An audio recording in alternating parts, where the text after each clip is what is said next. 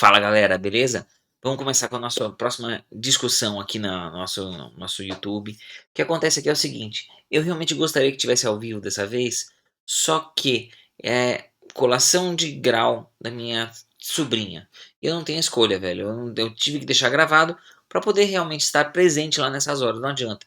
Tem coisa que a gente tem que participar, não tem pra onde escolher, velho. Família sempre em primeiro. Então, para poder não perder com vocês, e na minha cabeça também é praticamente família, a gente vai fazer o seguinte, eu vou deixar isso aqui gravado para poder estar presencial lá. Então, a gente vai falar uma coisinha muito com base naquilo que a gente estava discutindo ontem lá no Instagram, que era a respeito de tipos de dieta, né? Tem alguns tipos de alimentação que são muito voltados para o tratamento de vários tipos de doenças, né? Mas aonde a alimentação influencia nisso? Uma coisa que é muito importante aqui é a gente falar sobre a inflamação crônica. O que acontece é o seguinte, quando, por exemplo, você tem uma ferida, aqui eu vou falar muito mais sobre ferida do que outros tipos de doença, tá bom? O que acontece é o seguinte, quando eu tenho uma ferida, se eu não tirar a inflamação crônica do paciente, eu não vou conseguir fazer cicatrizar. Esse processo inflamatório crônico, quando ele está cronificado na ferida, ele acaba mantendo ela aberta. Então, o que acontece é o seguinte: como é que a gente tem que lidar com isso? Se você souber como diminuir esse processo inflamatório, você consegue facilitar a ferida cicatrizar. Mas daí vamos focar nessa parte. Para a gente poder saber qual o tipo de problema que isso pode acontecer na cicatrização, a gente precisa saber o seguinte: como é que ocorre uma cicatrização? Como que ocorre essa cicatriz? Então, o que acontece, galera? Vamos pegar rapidinho como se dá a cicatrização para a gente saber aonde que, por exemplo, a dieta vai influenciar nisso. O que, que eu preciso fazer para poder fazer com que o paciente tenha uma cicatrização mais rápida no caso de uma ferida crônica? Então é o seguinte, galera. O que, que a gente tem, pessoal? As fases da cicatrização são as seguintes. De início, vamos pegar uma coisa bem simples. A pessoa se corta. Se a pessoa se corta, ela acaba tendo uma situação que é o seguinte: ela tem uma lesão do tecido, essa lesão do tecido acaba formando uma solução de continuidade com a pele. E, em especial, ela pode acabar cortando alguns vasos, né?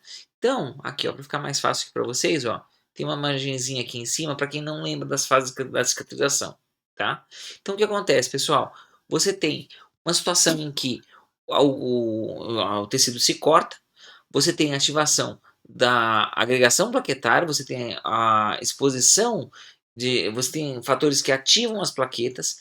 Essa ativação das plaquetas vai fazer o quê? Vai levar à agregação das plaquetas, isso vai ativar depois o fator 3, que é o fator tecidual, que vai ter então desencadeando a cascata de coagulação. E daí, através de uma formação de vários fatores em sequência, vai ter a formação do coágulo de fibrina, tá? Isso é a fase que a gente chama de hemostasia, essa primeira fase aqui, ó. Daí depois o que acontece? Depois dessa fase de hemostasia, você vai ter o seguinte, você vai ter a formação de você vai ter a quimiotaxia de monócito para dentro do tecido. Esse monócito, para quando ele entra no tecido, ele vai fazer o quê? Ele se diferencia no que a gente chama de macrófago. O macrófago, em especial, ele vai ser um macrófago que a gente chama de M1, macrófago natural killer. E qual que é a função dele? Ele vai soltar várias citocinas inflamatórias e isso vai induzir a formação vai aumentar a protease, vai aumentar radicais livres e vai começar a destruir o tecido necrótico e as bactérias estão lá. A ideia aqui qual que é nessa fase inflamatória? É limpar o tecido e limpando o tecido ele vai permitir a formação de um tecido mais limpo e com um aspecto melhor. Aqui, galera, só para vocês terem uma ideia, eu vou focar um pouquinho mais nessa parte mais chatinha, porque a base da medicina regenerativa é exatamente em cima disso. Aqui você tem a ação de citocinas inflamatórias, como interleucina 6, TNF-alfa, interleucina 1 beta, tá? Então, aqui são citocinas inflamatórias. E isso daí vai fazer o quê? Vai limpar o tecido. Limpando o tecido, galera, você vai começar a formar um tecido mais limpo, que é o que a gente chama de tecido de granulação. E daí começa o que a gente chama de fase proliferativa. Começa lentamente a mudar o perfil das citocinas, tá? E essa mudança no perfil das citocinas vai mudar a diferenciação dos macrófagos de M1, que é o natural killer, o que estimula a destruir tudo, arregaçar todo o tecido ruim, para o M2, que é o tecido que leva à formação de citocinas anti-inflamatórias. E essas citocinas anti-inflamatórias, elas vão induzir a proliferação de fibroblastos. E vai trazer a quimiotaxia de fibroblastos para a região, que vai induzir a formação de fibrina, além da angiogênese, tá? E desse jeito que vai acontecer? Você vai ter a formação do tecido de granulação, que posteriormente vai começar a preencher esse espaço destruído, e depois, chegando na altura da pele, você vai ter a contração, já numa fase de repitelização. O que vai acontecer? Você vai ter a formação de uma cicatrização efetiva da ferida, que é essa última fasezinha aqui. E daí o que acontece? Aqui, você, na fase proliferativa, você já tem um perfil de citocinas anti-inflamatórias, diferente dessa fase inflamatória. Você vai ter o quê? O fator estimulador de vaso, que é o VEGF. Você vai ter o fator estimulador de plaqueta, tá? Que é o PDGF. Você vai ter interleucina 10. Você vai ter algumas outras situações, tá? E isso daí vai levar a ter o quê? Você vai ter um fator inicialmente inflamatório, na fase inflamatória, e depois na fase proliferativa, você vai ter a formação de a mudança do perfil de citocinas, para citocinas anti-inflamatórias, tá? E qual que é a encrenca? Por que, que uma ferida cronifica, galera? O que, que acontece quando a ferida cronifica? Ela fica presa na fase inflamatória. Então, o que acontece? Você tem uma situação em que tem uma falha nessa mediação de citocinas. E essa falha na mediação de citocinas acaba perpetuando a ferida. E essa perpetuação da ferida acaba fazendo o quê? Ela leva a uma situação em que o paciente acaba tendo esse tecido de granulação e essa situação acaba não cicatrizando, ele fica preso na fase inflamatória. E daí é muito mais lento para sair dessa fase inflamatória e partir para a fase proliferativa. E indo para a fase proliferativa, aí sim começa a cicatrizar.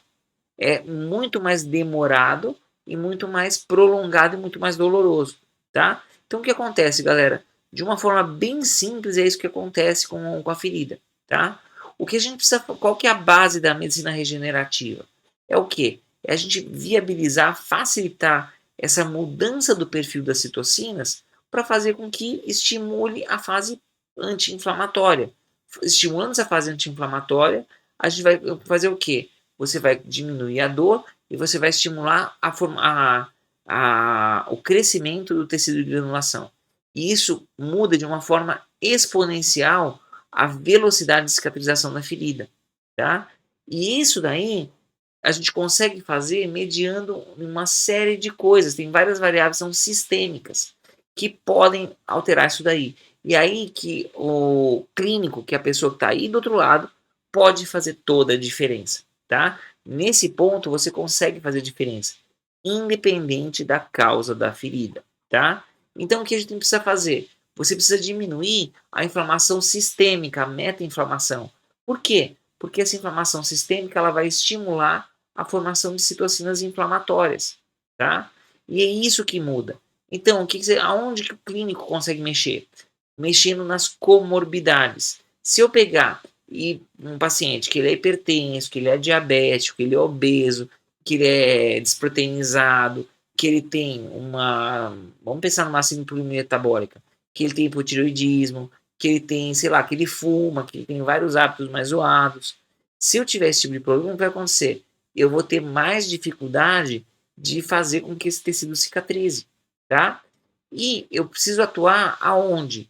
Eu preciso atuar nas 4 grandes causas de processos inflamatórios, que é a oxidação, então a formação de radicais livres, os processos inflamatórios crônicos, aí eu consigo mexer, por exemplo, na flora intestinal, aí é que entra, por exemplo, mudanças de dieta, tá? Que mais? Processos infecciosos, tá?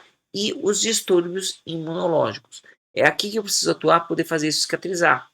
Então, tem vários pontos onde a gente consegue mexer, tá? Eu vou passar bem rapidão por vários deles para vocês terem uma ideia de onde a gente consegue atuar. Então, por exemplo, obesidade. Que acontece, galera?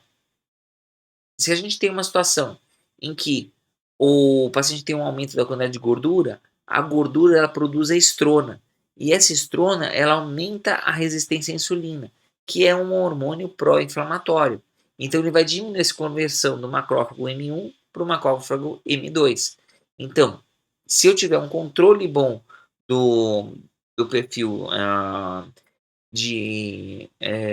o perfil glicêmico do paciente, se eu diminuir a hiperinsulinemia que acontece no diabético tipo 2, por exemplo, eu consigo ser mais anti-inflamatório. Controlar de uma forma mais incisiva o diabetes desses pacientes vira o jogo, tá? Que mais, galera, que a gente pode fazer para atuar? Então, galera, o que acontece? Se eu pegar, por exemplo, o tabagismo, o que o fato do paciente fumar pode fazer com ele? O tabagismo, ele leva à formação de uma série de estados protrombóticos, tá? Ele tem um aumento da atividade plaquetária, tá?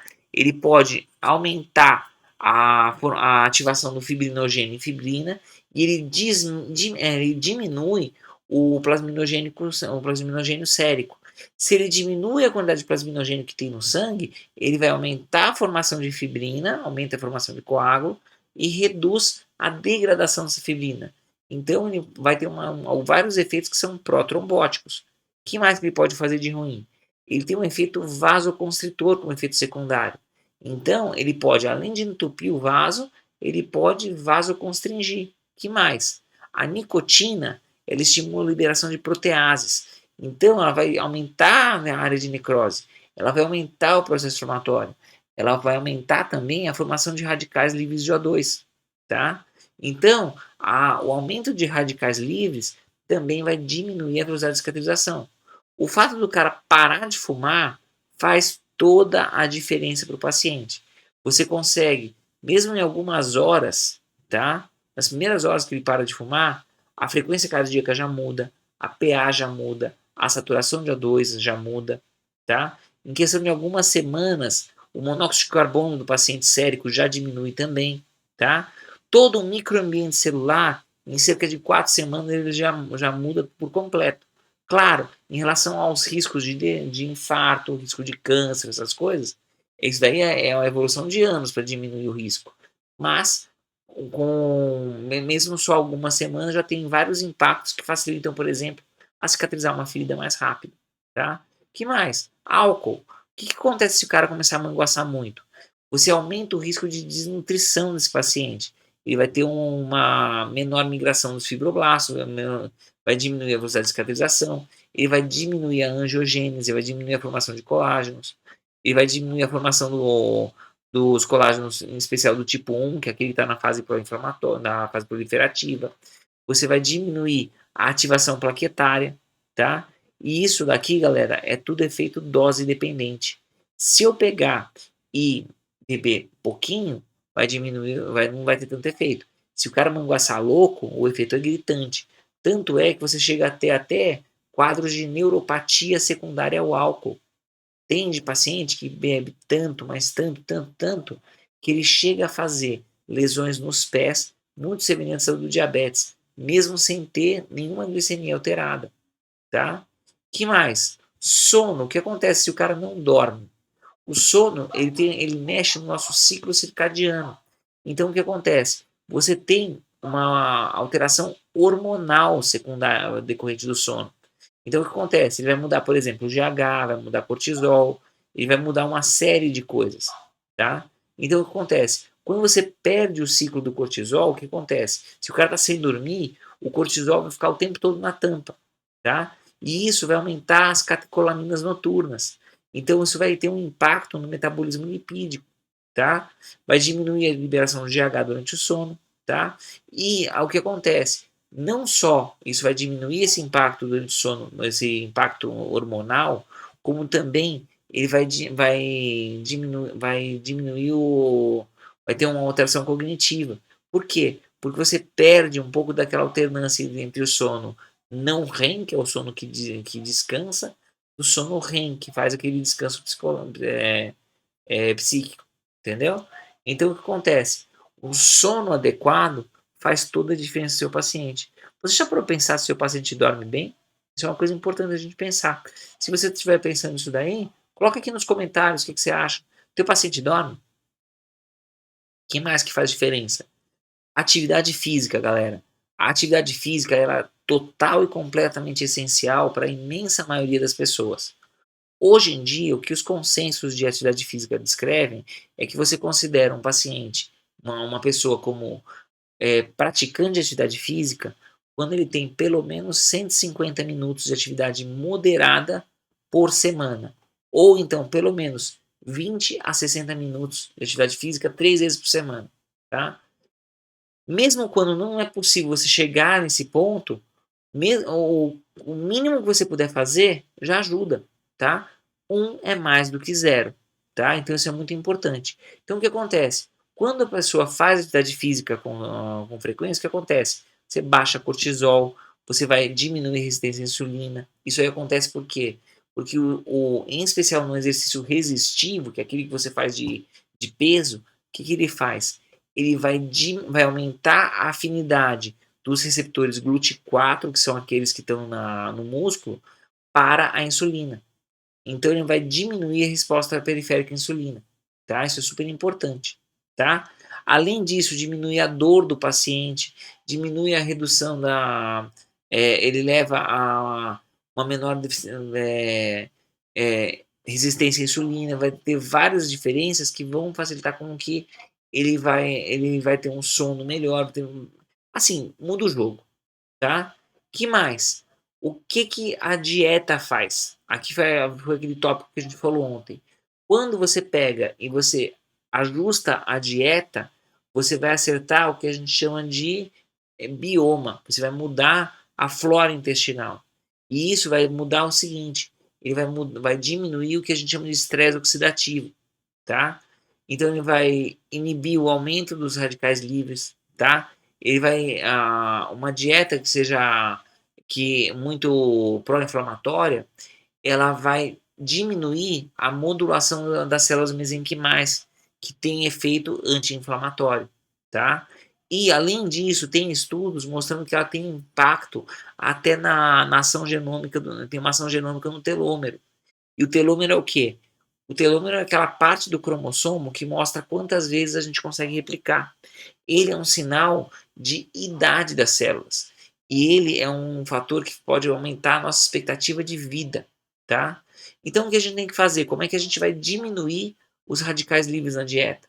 O que a gente precisa fazer é o quê?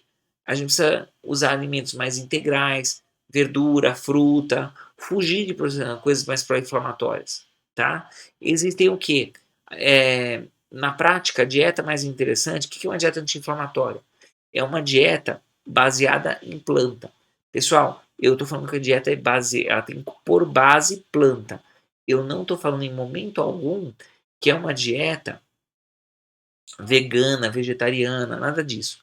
Nada de errado com quem faz veganismo ou vegetarianismo, desde que faça a suplementação necessária ou seja balanceado de tal forma que a pessoa consiga ter a quantidade adequada de proteína. Porque a tendência de quem faz esse tipo de dieta é a pessoa acabar, por exemplo, caindo muito mais para o carboidrato do que para proteínas que ele vai absorver. E lembra que as proteínas das verduras, das frutas, a gente não absorve tanto quanto as proteínas animais. Por isso que, afinal de contas, o ser humano ele é um animal onívoro, tá? É um animal que come carne. Assim, tem as exceções, tem pessoas que não curtem, mas quando a pessoa não come, ela precisa ter um ajuste muito legal da dieta para não ter problema, tá? E aonde eu posso suplementar isso para tentar ter efeitos mais anti-inflamatórios? Existem suplementos antioxidantes não enzimáticos, como por exemplo a coenzima Q10, existe a melatonina, a glutationa, tá? E existem alguns tipos de coisas que a gente pode lançar mão na própria como elementos, alguns sais minerais, como por exemplo o zinco, selênio, vitamina C, vitamina E, os flavonoides, o ômega 3, tá? Que mais? Tem uma série de alimentos que tem essa capacidade antioxidante. Daí, por exemplo, deixa eu ver, framboesa, morango, cranberry, maçã, pera, frutas vermelhas, cítricos, figo, brócolis, berinjela, tem um monte de coisa, tá? Tem várias coisas, gengibre, canela, tá? Páprica, cominho, ervilha, mirtilo, tá? Noz, pistache, tá? Que mais? Proteína, tá? Eu não posso deixar esse cara perder albumina ou zinco, tá? Quando a gente pega e tem uma concentração de proteína e de zinco de albumina e de zinco muito baixa, a velocidade da formação da cicatriz também diminui, tá? Então, uma coisa importante da gente levar em consideração. Que mais? Vitamina D, galera. Você pode notar que ultimamente tem muita suplementação de vitamina D, né? Então o que acontece? A vitamina D ela é totalmente fundamental no crescimento do osso, tá? Sem contar que ela também inibe a apoptose das células mesenquimais. E ela também tem uma ação no telômero, ela atrasa a senescência celular, tá? Que mais? Vitamina C, ela faz parte total e completa da síntese do colágeno. Se você tiver uma deficiência de vitamina C, pode lembrar, para quem está lembrando lá da época da faculdade, o que acontece? Todos os sintomas do escorbuto, que é a deficiência da vitamina C, elas são decorrentes da deficiência de formação de colágeno. Para pensar nos lugares onde tem os sintomas do escorbuto, você vai ver que é onde tem colágeno, tá? Que mais? O que eu posso fazer para poder avaliar o grau de lesão que esse cara tem? Como que eu posso avaliar de forma objetiva? Tem uma série de exames que podem fazer isso. Alguns são mais fáceis da gente conseguir, outros não. Então, por exemplo, vamos pegar a realidade do postinho. Se eu fizer um hemograma, eu consigo ver se o cara tem anemia, eu consigo ver como está o padrão das células brancas, se tem neutrofilia, se tem algum sinal inflamatório. Que mais? Eu posso pedir uma proteína C reativa. A proteína C reativa é uma proteína que é um marcador de inflamação. Se o cara tá infectado, geralmente a proteína C sobe antes do leucograma, tá? Que mais que é marcador de processo inflamatório? Você tem a ferritina. A ferritina ela faz parte do metabolismo do ferro, né? Ele é um biomarcador de dano celular, tá? A maior parte dos pacientes que tem ferritina alta não é porque tem muito ferro, né? É porque está inflamado, tá? Para a gente poder diferenciar isso, o que, que você faz? Você pode dosar a saturação da transferrina, tá? E a ferritina. Se a saturação da transferrina estiver baixa, é sinal que a ferritina alta é por inflamação, não é por excesso de ferro, tá? Aquelas hemocromatoses, as coisas aí, a situação é outra. Que mais? Isso tem menos evidência, mas, por exemplo, a homocisteína. A homocisteína, quando ela está muito alta, ela pode. Ela aparece também nos casos de dano oxidativo mitocondrial, tá? Que acontece o quê? Tem uma transformação da homocisteína, desculpa, a homocisteína, ela se converte para metionina, tá? Só que essa conversão, ela é dependente de vitamina B12, vitamina B6 e vitamina B9. Por isso que é tão importante a gente evitar os processos, os quadros, as deficiências de vitamina, tá? Que mais? Os processos inflamatórios também são decorrentes das metaloproteinases. As metaloproteinases fazem parte da gênese da placa de ateroma, da doença aneurismática, de uma série de problemas arteriais. Por isso que a gente tem que correr atrás disso daí. E isso daí é mediado por um hormônio também, que é a dihidropirotesterona, tá? Que mais? Eu preciso ver a parte imune. Como que eu avalio a parte imune? Eu posso avaliar a parte imune, isso é um pouquinho mais difícil a gente conseguir com uma eletroforese de proteínas. Lá eu consigo ver como que está a alfa-1 globulina, alfa-2 globulina, se ele tem as beta e gama globulinas. Eu posso ver se tem alguma alteração maior. Eu posso dosar também uma albumina. Tem muito mais coisa também. Mas fato é, aqui foi mais para dar uma pincelada para vocês, tá? Então, tem uma série de coisas que a gente pode fazer para tentar estimular a diminuição da resposta inflamatória sistêmica. Isso aqui foi mais para dar um apanhado geral para vocês entenderem isso. O que está aparecendo muito agora em pesquisa científica é o que a gente chama de medicina regenerativa. É a gente estimular a regeneração do tecido através da modulação das citocinas. Fazendo isso, eu consigo fazer com que a ferida cicatrize mais rápido, simplesmente cortando o processo inflamatório que está perpetuando essa ferida, tá? E quanto menos meta-inflamado o seu paciente tiver, mais rápido ele vai cicatrizar, tá? Resumindo, se você atuar diminuindo a resposta inflamatória sistêmica, você vai deixar o ambiente do paciente mais propenso para ter essa conversão do quadro inflamatório para anti-inflamatório. E mais rápido vai ser a cicatrização do seu paciente, tá? Galera, é importante lembrar que esses tratamentos são todos adjuvantes. Milagre só dieta não faz. Você não vai deixar de tratar, por exemplo, o paciente tem uma úlcera venosa, você não vai deixar de tratar as varizes do cara para fechar a ferida. O cara tem uma úlcera arterial, você não vai deixar de encaminhar para um vascular para ele revascularizar. O paciente tem uma úlcera por um pé diabético, por pressão, você não vai deixar de fazer, por exemplo, o offloading, tirar a compressão, o ponto de pressão está provocando isso, tá? O suplemento não faz milagre, o suplemento ajuda, tá bom? Então aqui, galera, a gente ficou aqui mais ou menos perto de meia hora aqui falando só sobre processo inflamatório, como fazer o preparo do solo do seu paciente para viabilizar uma cicatrização adequada.